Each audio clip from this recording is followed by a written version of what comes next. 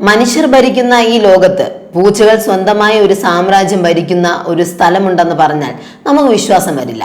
എന്നാൽ അങ്ങനെ ഒരു ദ്വീപുണ്ട്.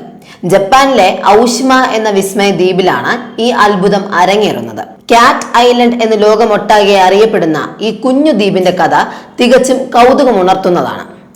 ഒറ്റനോട്ടത്തിൽ ഇതൊരു ഉപേക്ഷിക്കപ്പെട്ട ദ്വീപാണെന്ന് തോന്നാം. കാരണം ഇവിടെ മനുഷ്യർ വിരൽ എണ്ണാവുന്നവർ മാത്രമേ ഉള്ളൂ. വെറും 15 കുടുംബങ്ങൾ മാത്രമാണ് ഇന്ന് ഔഷിമയിൽ സ്ഥിര താമസമാക്കിയിട്ടുള്ളത്. അതും ഭൂരിഭാഗവും പ്രായമായവർ. എന്നാൽ അവിടുത്തെ യഥാർത്ഥ ജനസംഖ്യ പൂച്ചകളുടേതാണ്. ഒരു മനുഷ്യന് 6 പൂച്ചകൾ എന്ന ആശ്ചര്യപ്പെടുത്തുന്ന അനുപാതത്തിലാണ് ഇവിടുത്തെ കാര്യങ്ങൾ. അതായത് മനുഷ്യരെക്കാൾ എത്രയോ ഇരട്ടിയാണ് ഇവിടെ മിയാവു സൈന്യം. എന്നാൽ ഈ ദ്വീപ് എപ്പോഴും ഇങ്ങനെയായിരുന്നില്ല. 1945 കാലഘട്ടത്തിൽ, അതായത് 2ാം ലോക മഹായുദ്ധത്തിന്റെ സമയത്ത് 900ഓളം ആളുകൾ ഇവിടെ സമാധാനത്തോടെ ജീവിച്ചിരുന്നു.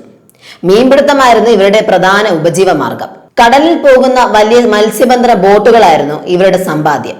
എന്നാൽ കാലക്രമേണ മെച്ചപ്പെട്ട ജീവിത സാഹചര്യങ്ങളും ജോലിയും തേടി ദ്വീപിലെ യുവതലമുറ നഗരങ്ങളിലേക്ക് ചേക്കേറാൻ തുടങ്ങി. അങ്ങനെ ജനസംഖ്യ കുത്തനെ കുറഞ്ഞു. ഒടുവിൽ ദ്വീപ് പ്രായമായ കുറച്ചു പേരുടെ മാത്രമായി ചുരുങ്ങി. ഇപ്പോൾ നിങ്ങളുടെ മനസ്സിൽ ഒരു ചോദ്യം ഉയർന്നേക്കാം: ഈ പൂച്ചകളെല്ലാം എങ്ങനെ ഇവിടെ എത്തിയെന്ന്. അതിന്റെ പിന്നിലുമുണ്ട് ഒരു കാരണം.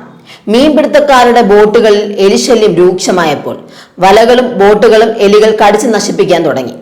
ഇതിനൊരു പരിഹാരമായാണ് ദ്വീപുവാസികൾ ഏതാനും പൂച്ചകളെ അവിടേക്ക് കൊണ്ടുവന്നത്.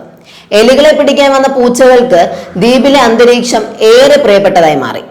പ്രകൃതിദത്തമായ ശത്രുക്കളുടെ കുറവും സുഖകരമായ കാലാവസ്ഥയും കാരണം അവ അതിവേഗം പെറ്റുപെരുകി. മനുഷ്യർ ഒഴിഞ്ഞുപോയ വീടുകളും തെരുവുകളും പതുക്കെ പൂച്ചകൾ കൈയടക്കി.